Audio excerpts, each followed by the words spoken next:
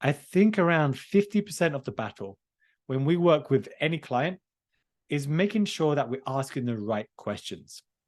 What tends to happen is that a client or an organization will tell us to analyze the data, but that can, like, the variability of that, the wide range of things that that can cover is absolutely huge. And so what we try to do is zero in on the specific questions that we want to answer. So as we go through the basics, that's what we're going to be thinking about. But before we begin, take a second just to benchmark yourself where you think you're at this level. I won't read out the answers, but you can put them in chat if you like. Maybe take 20 seconds and just get an idea of where you would benchmark yourself at this level.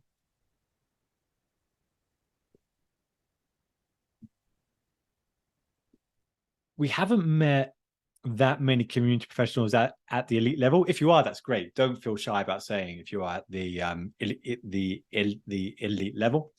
But most people we've seen tend to be at the basic or the advanced level. Some of you might be at the professional, some of you at the elite. Very interesting. If you have a data background, of course, then you're more likely to be at the elite level. But most people are probably at the basic or advanced. And don't worry at all. Like, if you're at the basic level, this is why we're doing the workshop today. Okay, interesting. Yeah, if you have a data background, then obviously you're going to be pretty far along this. So there's pros and cons of every level that you go up to. And what we want to try and do is maybe take at least to the advanced and hopefully the professional level as well. David, this might be a little bit below your level, but we'll see how it goes. So the data process is different for almost every client that we work with. This is technically what you're supposed to do. This is what we typically do. When we work with a client, we typically first understand what the business is. We talk to the stakeholders. We understand what their goals are. We assess the situation. Then we start collecting the initial data itself. We describe the data, we explore it. Then we prepare it, we model it, and we evaluate and then deploy it in various forms. But you'll notice here on the top right is that we're not expecting you to do all of that. Like, I've got people on staff that do the analytical side, that can analyze that data, can clean it, and do a lot of those activities. And most clients also have people that can do this kind of work if they need it. Where your role comes in, either as a community manager or as a consultant, is usually right at the beginning, and then just staying in touch as we go down the journey.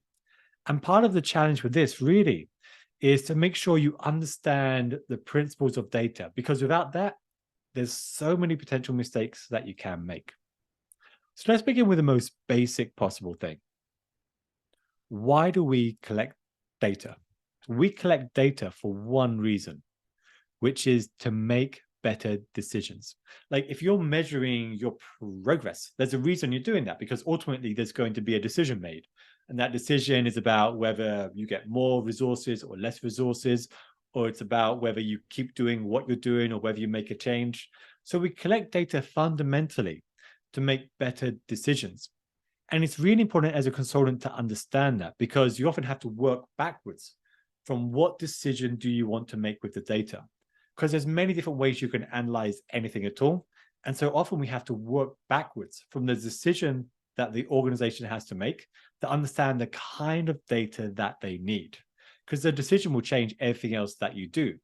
If different kind of decision will change different kinds of variables that you collect and the methods that you use to do it.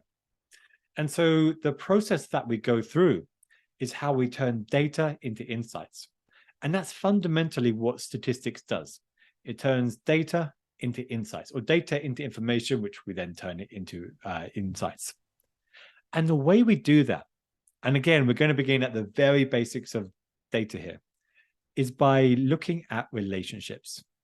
There are some exceptions to this, and there's some different ways of doing this, but most of the time, you're looking at relationships between different types of data. And so unless you're running a controlled trial, what you can usually do is establish correlation, not causation, which means you can show a relationship that's either positive or negative between one metric and another, but it's far more difficult to prove the direction of that metric. So what we're going to do is take you through an example of what that looks like. So this is a typical chart. I made up the data. It's not really a community. Got the number of customers that a company has and the number of posts. Yeah, there's a correlation between them. Like, what does that mean? If there's a correlation between them, what does that tell you? What is the insight from this? Yeah, you're pretty much has it right. That generally speaking, more customers means more posts. And you can also start realizing that actually the number of posts per customer isn't increasing, but generally the more customers you get, the more posts you get. And if the number of customers begins to decline, then the number of posts might decline as well. So you kind of have a relationship here that's strong. And it tells you some things that, the number of posts isn't exceeding the number of customers. I tell you the community isn't performing better or worse than before. It's pretty consistent. And if you were to plot this into what we call a scatter plot or a scatter graph, what you would have is each metric with the number of customers and the posts, and you see it's a pretty strong relationship. And what you might often see in graphs is this R squared number at the top. And this R squared number, and we can go a lot deeper into this, but essentially, that 94% of the variability in the number of posts can be explained by the number of customers and vice versa as well. So 94% of that relationship is the outcome of the other. And this means other factors might have an impact as well, but there's something in this relationship here that is responsible for a change in one and a change in the other. Does that make sense? Okay. Okay, let's do another example. What do you notice about this? Catherine, yes, we have a winner. The number of posts is not correlated to the number of members as closely. It changes over time. Yep, that's true. The number of posts. And to be honest, we're only looking at linear relationships here. Curvy linear relationships are more of a challenge, but we probably won't cover that today. So Lou says the number of posts has no relationships to customer growth. I think the thing about correlation is it's not binary. It's not like it is correlated or not. As we saw before, there's like a percentage, like 94% is perfect, minus or like 1 is perfect, -1 is like inverse correlation, which means when one goes up, the other goes down. What would you guess that the percentage is for this?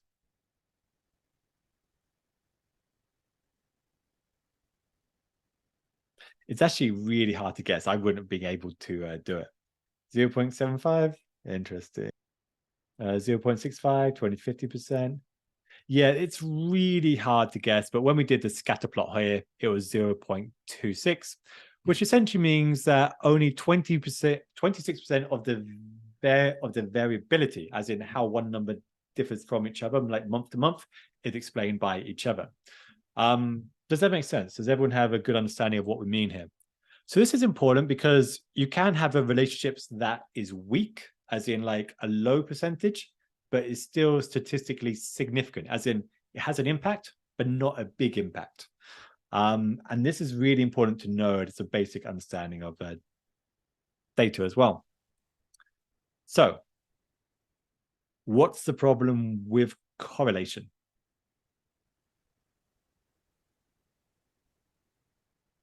So Job says there should always be some relationship with each other. Not really. I mean, like 0 would be no relationship at all. And that happens. And also below a certain number, you just say it's not a statistically significant relationship, as in it could just happen by chance. What we call a spurious correlation. Okay, so everyone got this one pretty much right. Correlation obviously is not the same as causation, but in plain English, what does that mean? For the people that aren't as quick on the draw as you folks, what does that mean? What we know is that there's a relationship, right? There's a relationship, but we don't know the nature of that relationship. So for example, we don't know if more engagement drives more retention, or we don't know if more retention drives more engagement. And it's very difficult to prove which way that direction goes. There are ways of doing that, and we'll come to that maybe in another session later on. But it's very hard to know which way this relationship goes. And so what we end up having is saying, there's a relationship. But there's also something else that could be happening here as well. There could be something else that is influencing both of these things at the same time. And in statistical terms, this is called a confounding variable. It means it's something that is impacting both of these things at the same time. So they're related to each other, but they might not have a relationship, impact on each other. That makes sense. So they're related to each other, but they might not have an impact on each other because something else is influencing both of them. Can anyone think of an example of this? What would another variable look like that might go here, that might influence both engagement and retention? Better product. Yeah, that's probably very close to the answer I was going for. I thought it would take people more time to get to it. So one example, very close to what Manuel said, is satisfaction with the product. Let's imagine that the product improves, and so there's more engagement and there's more retention as well. Engagement and retention might not be influencing each other, but they are going to be related to each other. So this is a problem with correlation. You don't know which direction it goes in, and you don't know if there's a confounding variable that might be influencing both of them. Does that make sense? This is a very important thing to understand as well. And there are actually ways for figuring out if there is a confounding variable, but we'll come to that a bit later on. I think we're pretty good here, so I'll keep going. So it's very hard to establish these relationships. Generally speaking, and there are some exceptions to this, but we're not going to get into it, unless you do a controlled experiment, as in whether you withhold one group and expose another group to something, say the community, and then you analyze that outcome. It's very hard to show which way the relationship goes and prove that it is a causational impact. But you can make a prediction and see if that prediction comes true. And that gives you useful insights that you can use later on as well. And what this means is that we should be very careful with the claims that we make. So here's a task for you. Here's 3 claims. You don't need to know about the data itself. All you need to know is that there wasn't an experiment done. One of these claims is accurate, one is unproven, one is misleading. Which do you think is which? One is accurate, one is unproven, one is misleading. Community engagement increases customer loyalty is unproven. I mean, we could probably say it's misleading as well. When engagement increases, loyalty increases is misleading. It implies a certain kind of relationship that's not there. And then this is more accurate. So in statistical terms, this is what you often hear, that there is a relationship, but there isn't an cause or a reason behind that. It's just that there's a relationship. There's something going on here. They're not random to each other. There is a relationship between them both. But correlation essentially gives you useful insights to test. So when we work with, who was this? This was the Pragmatic Institute, I think. We found like these things were probably the biggest things that correlated with people taking more courses. So then we can set these as the key targets that we want to improve. So correlations are very good at setting the key targets that you might want to increase within a community itself. If you find out later that they increased and it didn't have the impact, okay, that's a spurious correlation, but that rarely happens. But once you know which behaviors matter, that's when you know the kind of things that you can tell the client, hey, you should focus on these things. These might be the kinds of objectives that you want to set because we know these are the things that really make a difference. So correlation doesn't always give you the kind of answer that an organization wants, but it does give you useful insights to test. It gives you relationships that you can explore, and you can use it to set things that might have the biggest possible impact upon the outcome that you do want. And a lot of what we do actually, if we know the outcome that an organization wants, say customer retention, we can look at which things in the community are correlated very highly with that. And then we can set that as the key targets that we want to increase. So the challenge by far, as I said before, is defining the question we want to answer in the first place. What you'll have time and time again when you're a consultant is a client or an organization will come to you and say, we want to know the impact of community upon retention, or we want to know what the benefit of our community is. And the problem with this is you've got to figure out what variables matter. Like there's so many things that you can look at, right? There's so many things that you can look at. How do you decide which variables matter most to you? Like that's the hard part. What goes here and here? And so what we have to do, and this is a really key part of consulting at this level, is you've got to turn these metrics into data questions. And that means there's specific metrics in a database, and you have to decide which metrics that you're going to use. So let's use an example. I think someone actually had something very close to this as well.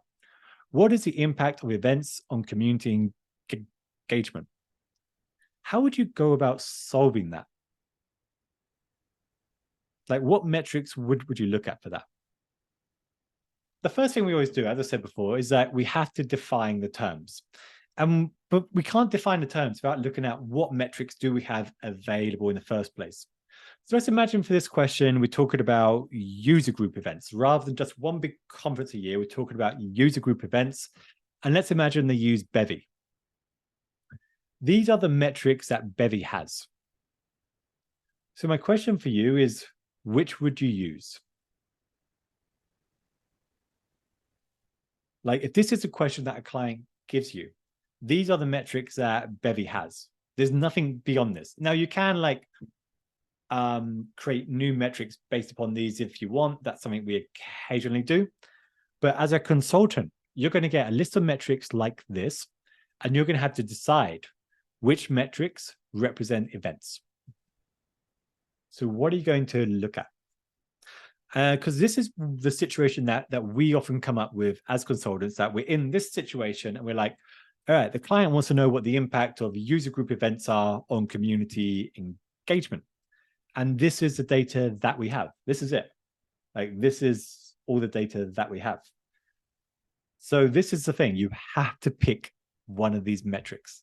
Like that's it. There's no other way. I mean, there are some ways of doing that, but fundamentally, this is where you're at, is that you have to pick a metric that's in the database. Otherwise, you're trying to analyze something that's not there. And so before you do that, you have to really understand what the data itself looks like. So attendees can be a great metric if the organization itself actually checks who attends and who doesn't. Sign-ups, if that's an option, might be something to use. The number of chapters might be something to use, but that just tell you how many chapters they are. If they haven't hosted an event, it doesn't tell you anything. So typically here, we might look at maybe the total number of completed events or the number of completed events per month. These are the kind of metrics that we might be looking at here. One interesting thing to note is very often these metrics are highly correlated with each other. So it doesn't matter 100% which you pick, because they all reflect kind of the same thing. But the key thing is you have to pick a metric that's in the database. And where projects struggle is where you leave this decision to an analyst that doesn't have your expertise. So why it's difficult, and maybe it's worth going into that, is that there's pros and cons of every metric. So what's the downside, for example, of using the number of completed events? If you use the number of completed events,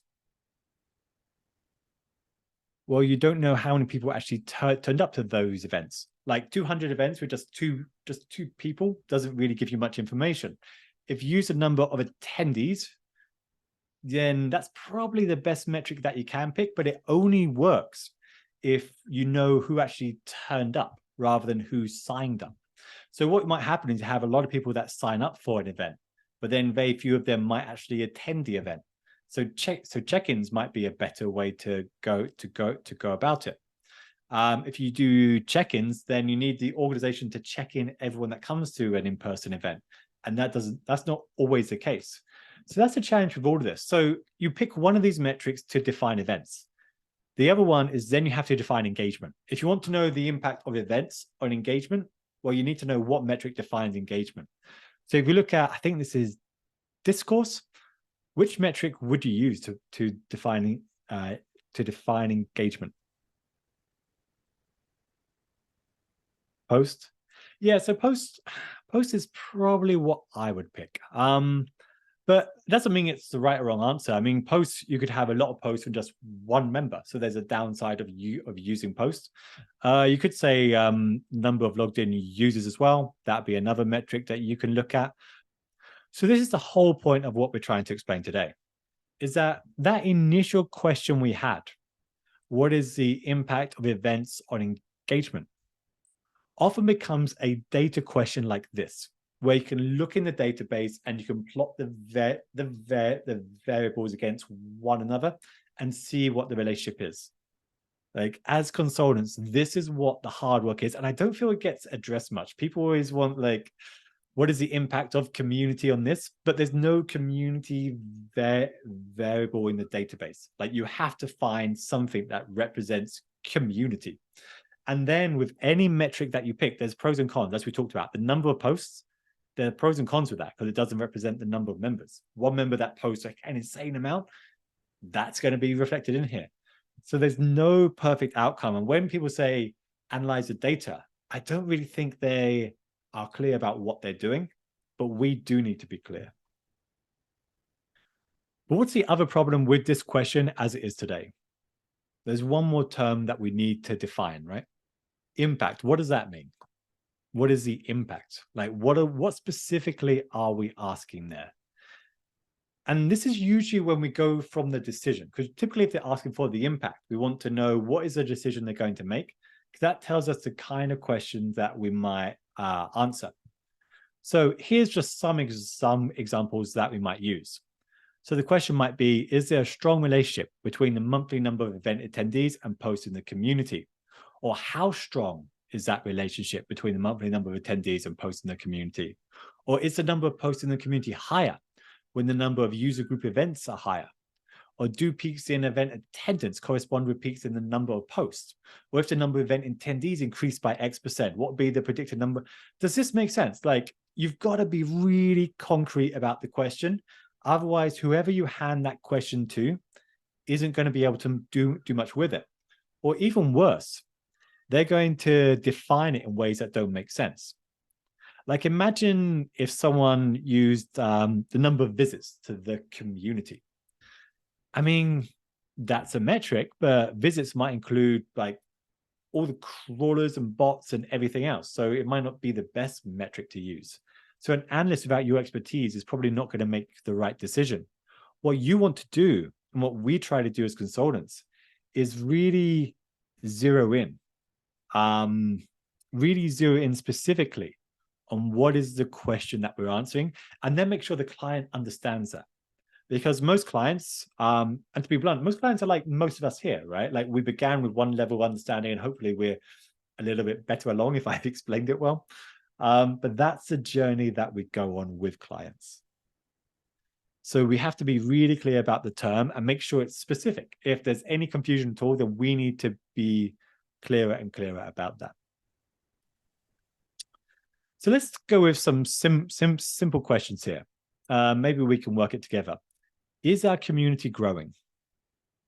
How would you turn that into a data question?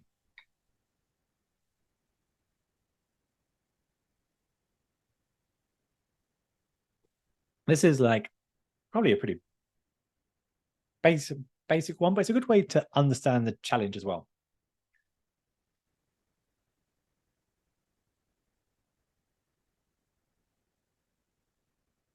Remember, be really specific. I want you to be specific. Okay, what do we have?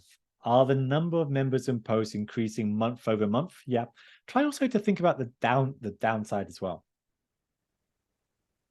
Let's go through post volume, member numbers. Kirsty, you're not wrong, but I think you need to be more specific. Is the number of community members increasing? Increasing compared to what? Like over what time frame are you talking about here? Is the number of community users going up over time? Compared to what? What's the beginning of that? So some of you are halfway there, I think. Is the number of posts per member increasing? Over what time frame? I'm gonna like really labor this. How does the number of community members change month over month? I'm guessing you're talking about logged in members or active members there. But over what time frame? Let me give you an example. Let's imagine that I measure the data in October, and then I measure it in December, and December's a lot lower. But December is going to be a lot lower because it's Christmas around that time, and summer as well. There's always dips there. So now we're in a situation where the metrics are lower, but it's not really giving us the answer that we want, right? So how else would we ask this? Juliet says, how many new members signed up over the last 30 days compared to the 30 days before? Yeah, that's generally good. Just be mindful of seasonality. Like sometimes you'll get less sign up just by the time of year, right? Okay, we're getting there. We're getting there. I can feel it. All right, Shara, compare month of the year to the year. Yep, pretty much. Rose says, by what percentage has our membership grown since this time last year? You're so close, but not quite. That's just going to tell you. I mean, I guess it just tell you if it's growing, actually. Like, does technically answer the question for sure. Okay, Catherine, I think, has the winner. Same time frame compared to same time frame. Okay, this is where we use terms like year on year, and it does vary. Like, there's no perfect answer, but what we mean is that there's so many different ways that you can define the question itself. So we might say, for example, is the total number of posts over the past 3 months greater this year compared with the same period last year? And we do that because that takes seasonality out of the picture. And not entirely. Like, other things can happen when there's a pandemic, the metrics just go nuts, right? But this is kind of what we mean. Is that we have to be very specific about the question because there's so many things that can influence that question. And if you don't know about what time frame you're referring, this is the other reason why the time frame matters, is if you say since we launched the community, then of course it's grown because you launch with no people in it. So what 0 to 1 is growth. So you need to understand how you're going to define the term. 3 months here, just to account for spikes and just have a better sample size. But yeah, hopefully that makes sense. Like, even the simple question, if you want to answer it, there's a better way of answering it. All right, let's try and do another question. I don't think we have 20 minutes to do it, so let's just try and do 1 or 2 of these. Does our community improve retention? Okay. What would you look at for that? How would you turn that into a data question? So let's see how we're doing here. So first, define the terms, right? Define the terms. What do we mean by community? What do we mean by retention? That's the first step. Like, what do we mean by community? What do we mean by retention? This is a variable in a database, or a variable that you create in a database based upon the existing data that's there. So you need a term that represents community first. Like, what do we mean by community?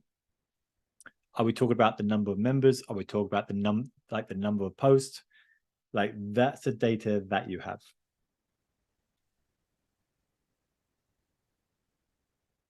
Let's imagine that we are doing like comparing members to non-members in that community.